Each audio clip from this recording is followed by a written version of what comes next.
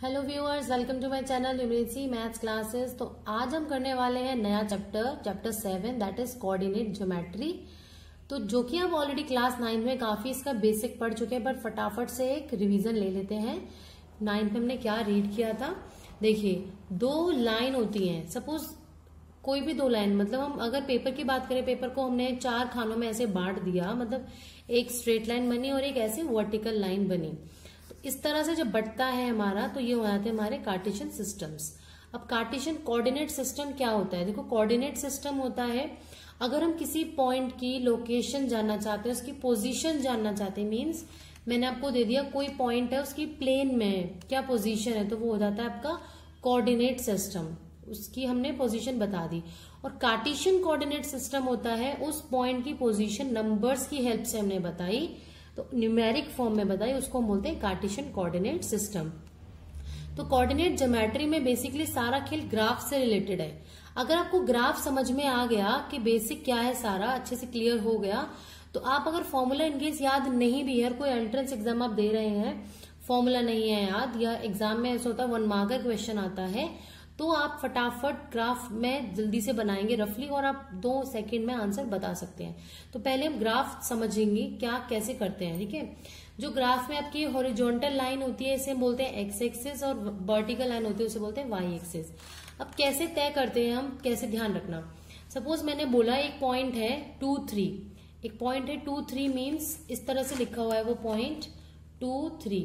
तो आपको ध्यान क्या रखना है, आगे वाला जो होता है हमेशा एक्स कोऑर्डिनेट होता है, पीछे वाला वाई कोऑर्डिनेट होता है। एक्स कोऑर्डिनेट मतलब होता है ओरिजिन से हम कितना दूर चले हैं, ओरिजिन से हम कितना दूर चले हैं, और वाई कोऑर्डिनेट होता है कितना ऊपर गए।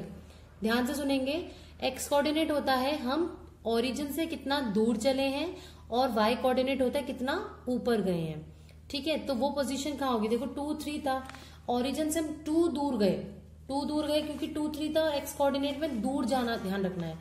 2 दूर गए, यहां आ गए। अब y ऊपर गए, 3 ऊपर गए, मींस यहां से 1, 2, 3 स्टेप ऊपर गए, तो पोजीशन कहाँ हुई 2, 3 की? ये पोजीशन, राइट। इसी तरह से मैं कहूं 4, 5, 4, 5 मीन्स पहले वाला x होता है, मीन्स हम ओरिजिन से 4 दूर गए, 1, 2, 3, 4 दूर गए, फिर 5 स्टेप ऊपर गए, 1, 2, 3, 4, 5, इस तरह से। तो यहाँ पोजीशन मिल जाएगी 4, 5 की। तो आप ये बात अच्छे से ध्यान रखेंगे, कितना दूर गए मीन्स एक्स कोऑर्डिनेट, कितना ऊपर गए मीन्स वाई कोऑर्डिनेट। सिमिलरली अगर हम लेफ्ट साइड में दूर गए, मतलब पीछे गए, ये तो था हम आगे गए ओरिजिन से, अगर ओरिजिन से पीछे आए, जितने स्टेप वो होता है नेगेटिव एक्स एक्सिस आता है, कितना नीचे आए, अभी हम ऊपर गए थे, अब हमारे नीचे मीन्स क्या याद रखना है आपको? Y coordinates. तो अगर आप ये आगे पीछे ऊपर नीचे वाला कॉन्सेप्ट याद रखेंगे, x मीन्स आगे जा रहे हैं, पीछे आ रहे हैं, y मीन्स ऊपर जा रहे हैं, नीचे आ रहे हैं, ऊपर जाना पॉजिटिव, नीचे आना नेगेटिव, x में आगे जाना पॉजिटिव, पीछे आना नेगेटिव। अगर ये समझ में आ गया तो आपको क्वाड्रेंट्स की जो ये first, second, third, fourth quadrant होते हैं, ये भी अच्छे से क्लियर हो जाएंगे। वैसे याद रखने के लिए आप ध्यान रख सकते हैं, फर्स्ट क्वाड्रेंट में देखो x भी पॉजिटिव है, y भी पॉजिटिव है, ये हो गया प्लस प्लस।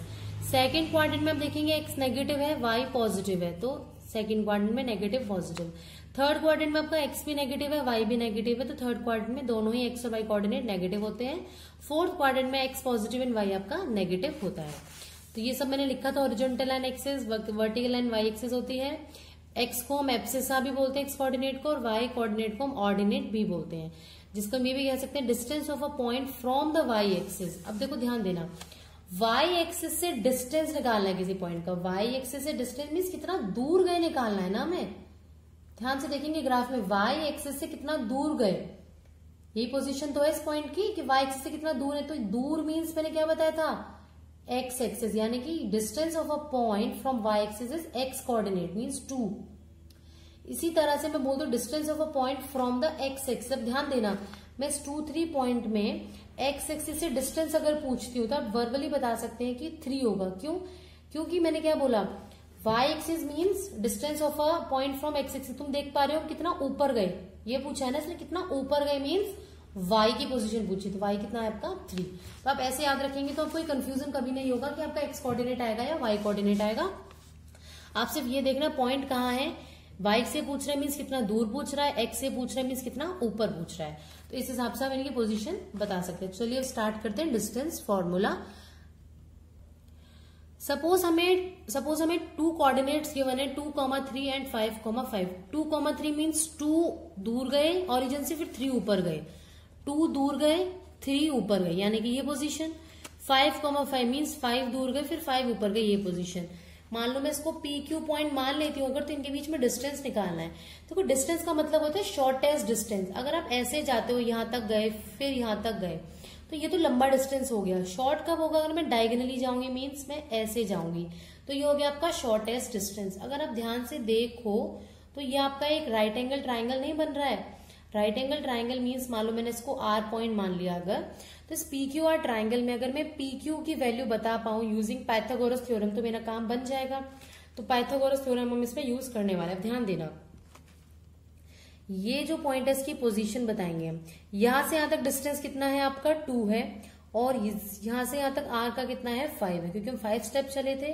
अब ध्यान देंगे अब आराम से, ये पूरा यहां तक 5 है और ये पूरा यहां से यहां तक 2 है, तो ये जो बचा वो कितना हो गया 5 माइनस 2 यानी कि 3 हो गया है। इसी तरह ये QR डिस्टेंस निकालना है, वो कितना आएगा, ये पूरा जो कि 5 था और नीचे वाला माइनस कर दो। नीचे वाला कितना था, हम कितना स्टेप गए थे यहाँ पे 3, नीचे वाला हो गया आपका 3। मीन्स यहाँ पे कितना हो जाएगा, पूरे 5 में से अगर मैं ये 3 माइनस कर दूं 2 आ गया। मीन्स आपका जो PQ स्क्वायर है उसकी वैल्यू क्या होती है, PR square plus QR square, और PR कितना है 3 स्क्वायर प्लस QR कितना है 2 स्क्वायर। तो आंसर कितना आ गया 9 + 4 यानी कि 13 आ गया। तो PQ की वैल्यू क्या हो जाएगी √13 स्क्वायर यूनिट। ये आ गया आपका इन दोनों के बीच का डिस्टेंस। अगर डिस्टेंस फॉर्मूला याद नहीं है तो आप डायरेक्टली ऐसे कर सकते हैं फॉर MCQ, बट फिर भी हम कैसे डिस्टेंस फॉर्मूला ड्राइव करें वो ध्यान से समझेंगे। देखो ये जो 3 लिखा हमने, ये बेसिकली कैसे लिखा, ये 5 - 2 करके तो लिखा। दोबारा देखना ध्यान से इसे, PQ स्क्वायर मैंने कैसे लिखा था 5 - 2 स्क्वायर करके, है ना। प्लस 2 कैसे आया था, ये 5 - 3 करके, 5 - 3 करके। अब ये 5 - 2 बेसिकली है क्या, ये वाला 5 - 2 और ये वाला 5 - 3 क्या, ये वाला 5 - 3, यानी कि एक तरह से देखा जाए तो फर्स्ट कोऑर्डिनेट, दूसरे वाले पॉइंट का first coordinate minus first coordinate का square plus second coordinate minus second coordinate का स्क्वायर, ये हो गया। तो इसे हम अब अच्छे से एक्सप्लेन करेंगे क्या था। मान लो x1 y1 कोऑर्डिनेट है, यहाँ x2 y2 कोऑर्डिनेट है, तो जो ये वाली वैल्यू है ये PR में कैसे लिख सकते हो, ये पूरा डिस्टेंस देखो x2 y2 है, मीन्स ये पूरा x2 है, ये पूरा y2 है, ये पूरा x1 है और ये पूरा y1 है, क्योंकि यहां से आप x1 चले, ये x1 है तो ये भी x1 होगा। तो आप ध्यान से बताना मुझे PR की वैल्यू क्या होगी, पूरा x2 माइनस x1, और QR की वैल्यू क्या होगी, पूरा y2 माइनस y1। तो PQ का स्क्वायर क्या आ जाएगा, PQ का स्क्वायर क्या आ जाएगा आपका, PR का स्क्वायर प्लस QR का स्क्वायर। PR कितना है आपका x2 माइनस x1 का स्क्वायर प्लस QR कितना है y2 माइनस y1 का स्क्वायर। अब मुझे सिर्फ PQ की लेंथ चाहिए, तो ये रूट हटा दे, स्क्वायर हटा देती हूँ तो इधर आ जाएगा रूट। तो ये आपके पास आ गया x2 माइनस x1 का square plus y2 minus y1 का स्क्वायर। मीन्स आपका फॉर्मूला आ गया डिस्टेंस का, कि अगर आपको 2 कोऑर्डिनेट गिवन है x1 y1 and x2 y2, तो उनका डिस्टेंस का फॉर्मूला होगा ये। पहला कोऑर्डिनेट पहले x वाला माइनस करेंगे, x में से x वाला उसका स्क्वायर प्लस y में से y वाला उसका स्क्वायर, फिर पूरे का हम ले लेंगे अंडर रूट। इस फॉर्मूले को हम बोलते हैं डिस्टेंस फॉर्मूला। ये फॉर्मूला आपका हो गया है क्या, डिस्टेंस फॉर्मूला। जो बच्चे फॉर्मूला लर्न रख सकते हैं बहुत अच्छी बात है, क्योंकि जो 10th में बोर्ड में एग्जाम में क्वेश्चंस आते हैं वो यही आएगा, राइट द डिस्टेंस फॉर्मूला, तो आपको यही लिखना होगा। बट अगर MCQ में इनकेस आप फॉर्मूला भूल गए हो, कोई एंट्रेंस की तैयारी करें, तो उसमें आप डायरेक्टली ऐसे भी सॉल्व कर सकते हैं। फटाफट माइनस करो, यहाँ से देख लो, फॉर्मूला नहीं याद आता है तो बाकी फॉर्मूला इसी चीज से ड्राइव होता है। तो फटाफट से एक क्वेश्चन हम सॉल्व कर लेते हैं, ठीक है। क्वेश्चन है find the distance between 2, 3 and 6, 7। यानी कि लिखेंगे कैसे, देखो ध्यान से देखना।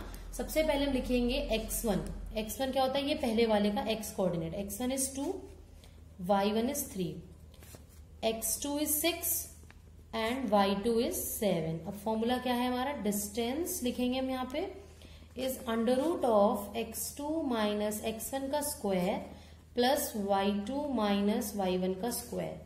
x2 कितना है, देखो डायरेक्ट नहीं लिखना, एग्जाम में फॉर्मूला जरूर लिखना है। 6 माइनस 2 का स्क्वायर प्लस 7 माइनस 3 का स्क्वायर। 6 माइनस 2 कितना होता है 4, तो 4 का स्क्वायर लिखेंगे हम यहाँ पे, प्लस यहाँ पे भी 4 का स्क्वायर लिखेंगे, और 4 का स्क्वायर होता है 16, तो 16 प्लस 16 कितना आ गया अंडर रूट 32। अब अंडर रूट 32 को आप आगे लिखेंगे, क्या लिख सकते हैं, 32 है देखो 2 16 2 8 जा 16 2 4 जा 8 2 2 जा 4 2 1 जा 2। इनका पेयर बन गया, इनका पेयर बन गया, यानी कि 2 2 तो आ गए बाहर पेयर बन के, एक बच गया अंदर। फाइनल आंसर आ गया 4 रूट 2 स्क्वायर यूनिट। मीन्स इन दोनों पॉइंट्स के बीच का जो डिस्टेंस है वो है आपका 4 रूट 2 स्क्वायर यूनिट्स। तो आज के वीडियो में इतना ही, इंट्रोडक्शन है ये। नेक्स्ट वीडियो में डिस्कस करेंगे 7.1 एक्सरसाइज के एनसीईआरटी के क्वेश्चंस। तो अगर आपको मेरी वीडियोस देखनी है आगे, और आगे मैं सैम्पल पेपर भी सॉल्व करने वाली हूँ, लास्ट ईयर क्वेश्चन पेपर भी, तो उसके लिए आप मेरे चैनल को सब्सक्राइब करें ताकि आपको रेगुलर अपडेट मिलते रहे। Thank you.